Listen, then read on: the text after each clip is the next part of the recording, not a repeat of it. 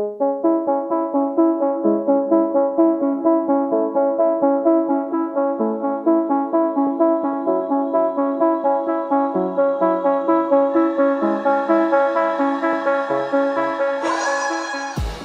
and welcome to the Blackout Podcast, where I get to talk to amazing people who do amazing things. Today, we're in the presence of royalty. My friend, rapper, artist, super cool human being, Yangsta. Thanks for coming to the podcast today. Yo, that was quite the introduction, brother, man. Thank you so much. No.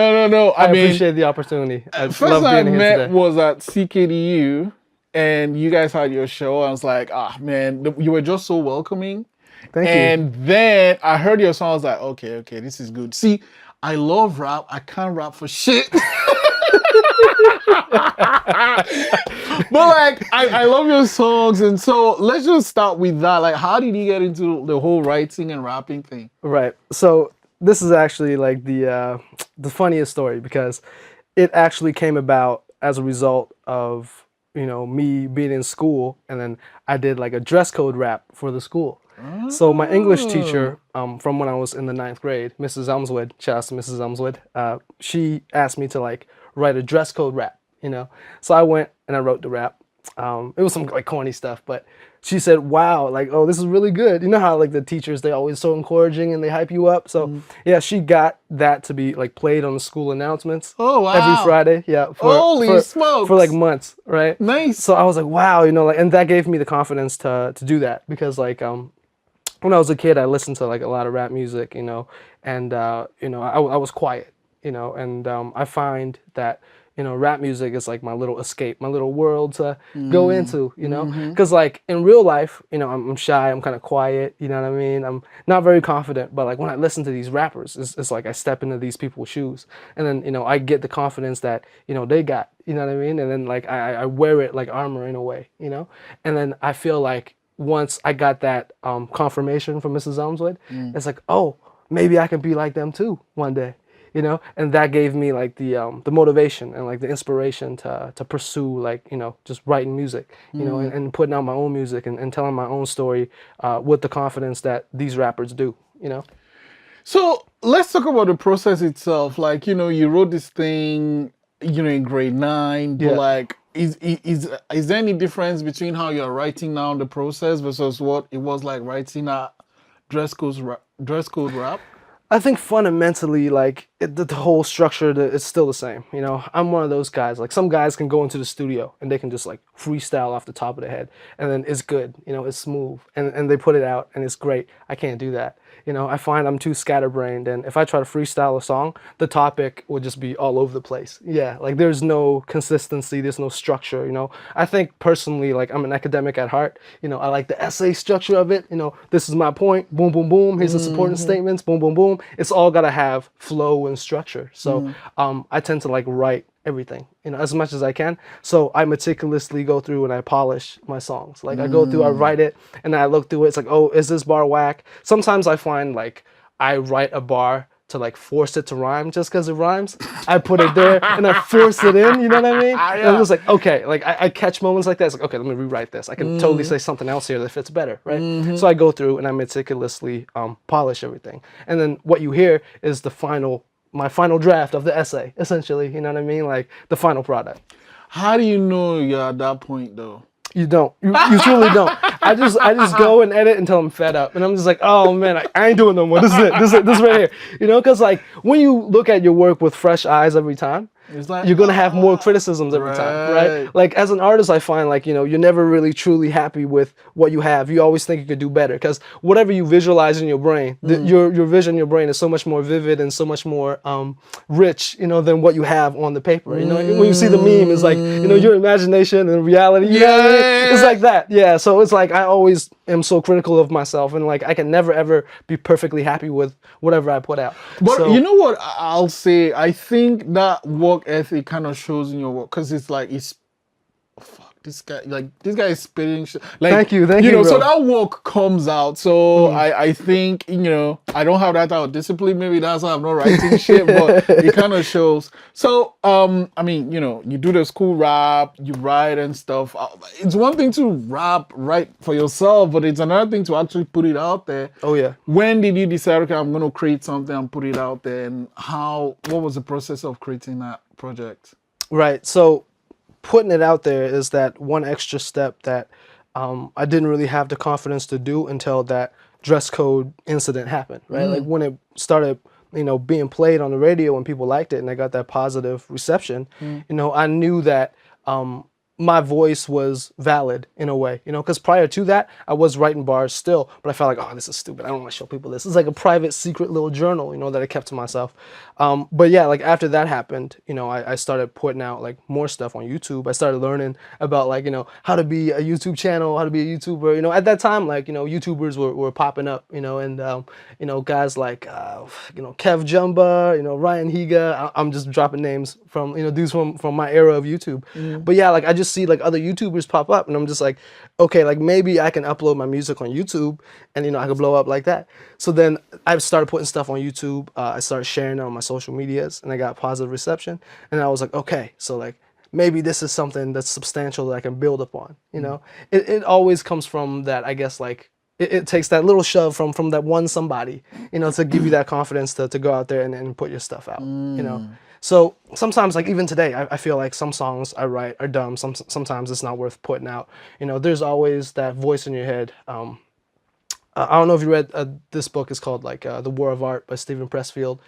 He talks about like, you know, you got this resistance, right? The concept of resistance. I feel like that's something that you have to deal with every day of your life. You know what I mean? Like whenever you put out a piece of art, whenever you do something, there's always going to be that little devil on your shoulder that's going to say, oh, don't put it out, man. That's whack. That's corny. You know what I mean? And you just got to like say, no. This is good. I put a lot of work into this, you know, and I'm gonna put it out, right? And then the world will give you that feedback, you know, whether or not that is worthwhile. Because sometimes I do be getting hate. I'm not gonna lie. On some songs I put out, I be getting hate. It's the internet, though. People just hate for no reason sometimes. True.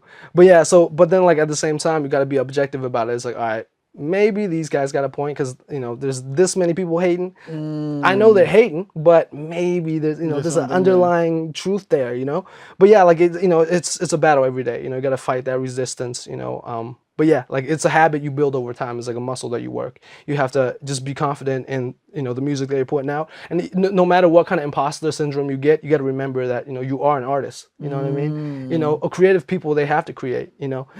For me, like I find at first when I was like, you know, 18, 19, I was a bit naive and I tried to go all in on the music. And then like, I didn't have to worry about bills at the time or whatever, right? So I was like, all right, let me just go all in on the music, this and that, right? Right. I tried so hard to like make money off the music, but it wasn't enough to like sustain bills as a grown up. So then after a while I was like, oh man, you know what I mean? Like, so there's that like reality you have to come to terms with too. You know what I mean? As an artist, it's like as a creative, I wanted to give up a few times because, you know, of this clash of like the bills coming in and then, but you still want to work on your art and spend all your time on art. So I think like as an artist, as a creative, right? Like that's one aspect that you really got to get down. Like just finding that balance between the two.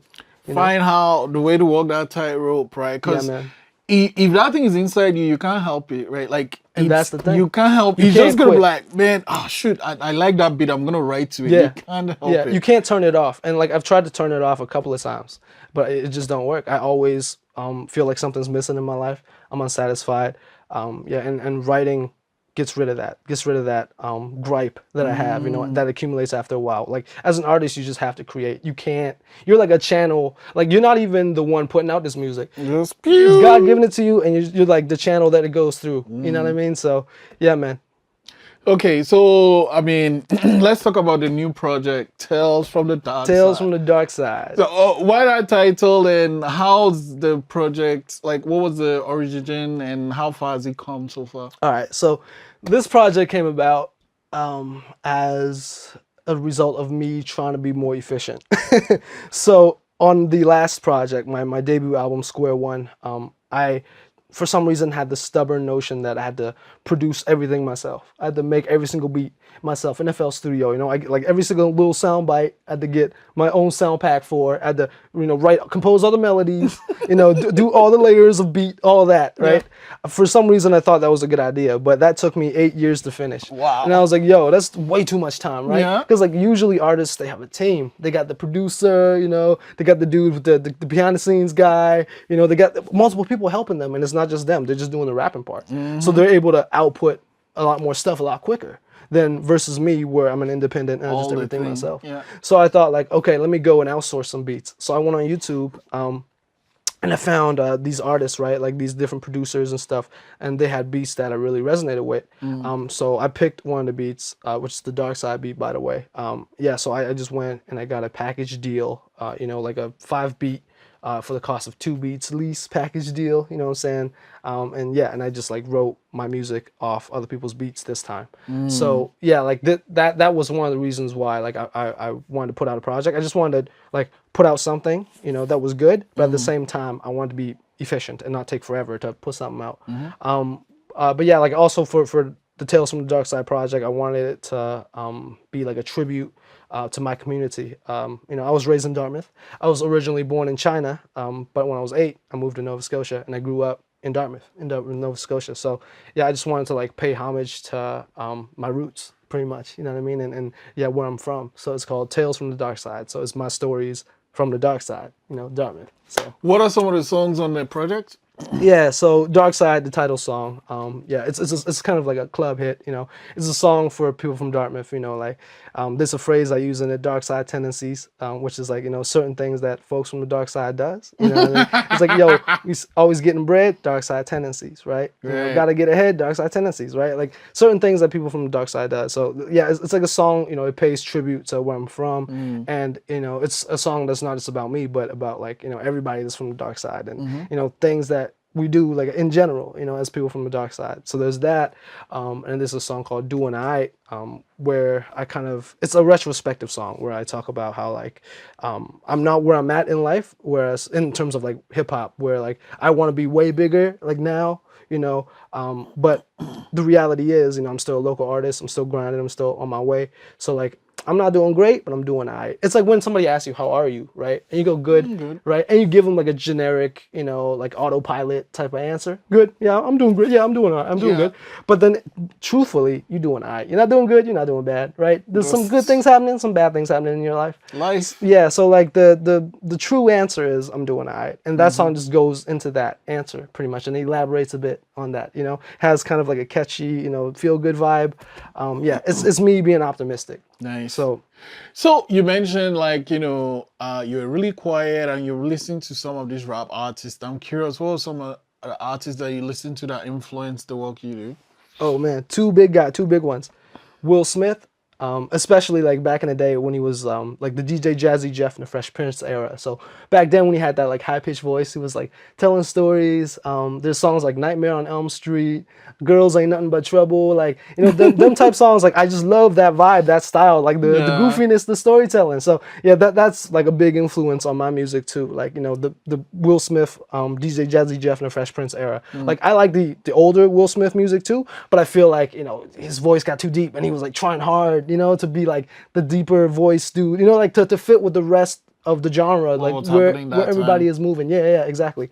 So yeah, that was like a big thing for me. DJ Jazzy Jeff and the Fresh Prince, and Tupac Shakur. You know, I love Tupac. You know, like when people say like, you know, 90s hip hop, old school hip hop, you know, he's always like the first person in my mind that I go to, you know, Tupac and Biggie too, but like mostly Tupac. And when you say, oh, who's better, Big or Tupac, I'm always on the Tupac side. You know what I mean? Like, yeah, like. So if someone is like, okay, right now, I've never heard Tupac, for whatever reason, but can you suggest 2 or 3 Tupac songs I need to listen to? Yes.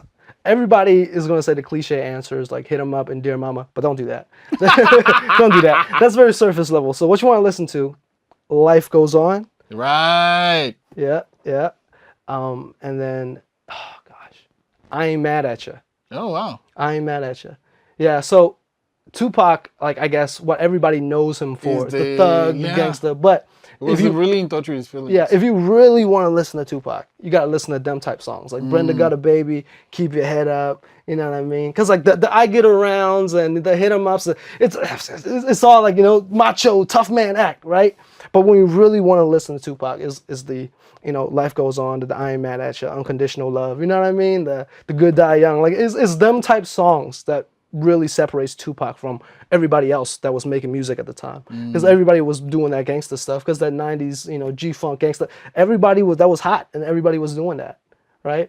And I guess Tupac was doing that too, I guess, to be relevant and fit in with the crowd, but at the same time, like his true essence was in the music. Yep. Yeah, man. Yeah, no, okay. So there's a question I love sending out guests with, and it is basically, what's something that happened before you were 17? Yeah. I guess I have the answer.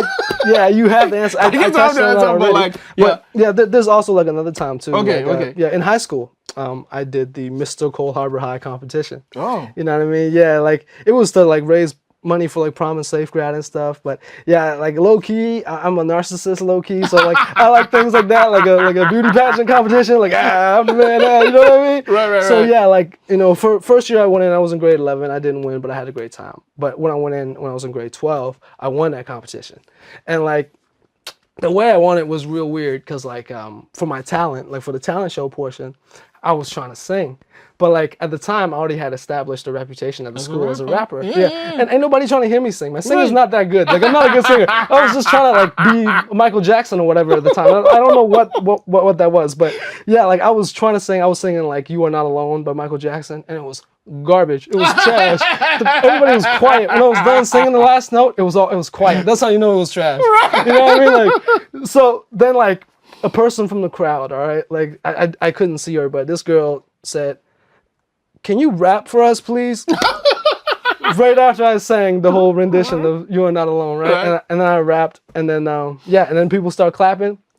And funny fact, one of the judges was Pat Stay. Pat Stay was one of the judges that year. Yeah. And then he said, "Yeah, you're a great rapper. I think you should keep going." Yeah. I don't know Pat Stay that well, but that is like the one story I got of him, like, you know, when I interacted with him. But yeah, rest in peace, Pat Stay, man. You know, such a tragedy that what happened. But yeah, dude is a legend. You know what I mean? And I wish I had more chances to meet him and interact with him a bit more. You know, like I run into him at shows and stuff, and I say what's up to him. I show love. But yeah, I do want to like meet him more. But now, you know, the opportunity's gone. But yeah, R.I.P. Like he's a legend. You know, he put Scotia on the map for sure. So that's some okay. Yeah. I can't let you go without like doing this. So you brought some magic into the studio today, and I want to let you go with magic. Okay. So here's a sheet. You can write any number between 1 and 60. Do not show me. Once you've written it, point it to the camera, and I'll try to use my magic cards. Point at this camera or this camera? Anyone is fine. Okay. Cool. But don't show me though. Just between 1 and 60. 1 and 60. Yeah. Any number you want. Okay. Okay. You good? I'm good. Okay. So the number can be one, at least one, but it might be more than one card here. So, is it here? Yes. Okay. Is it here? No. No. Is it here? Yes. Huh. Okay. Is it here? Yes. Okay. Is it here? Yes. What the fuck? Oh, fuck. Okay. Is it here? No. Fuck. Okay. Check it again. It's not in either of these cards, right? It's not in either of these cards. No? No, it's not there. Okay. No. So it's here and here. Okay. 29. It is. Wow. That's wild. Magic. Thank you so much, Yangsta, for coming today. Thank you very much. Are you going to play us out with one of your songs? Absolutely. Okay, you know I got to. After that, I got to. Okay. I got to return the favor. That was wow. Yo, I thought like you were going to reduce it down to one card and like through the process of elimination, then it's just like one card left. But that is magic. Thanks so much for coming in. Yeah, anytime. I love coming in, man. Yeah. We got to do this again sometime for sure. Definitely. Yeah. All right, party people. This is Dark Side from TFDS, Tales from the Dark Side. Available on all musical platforms.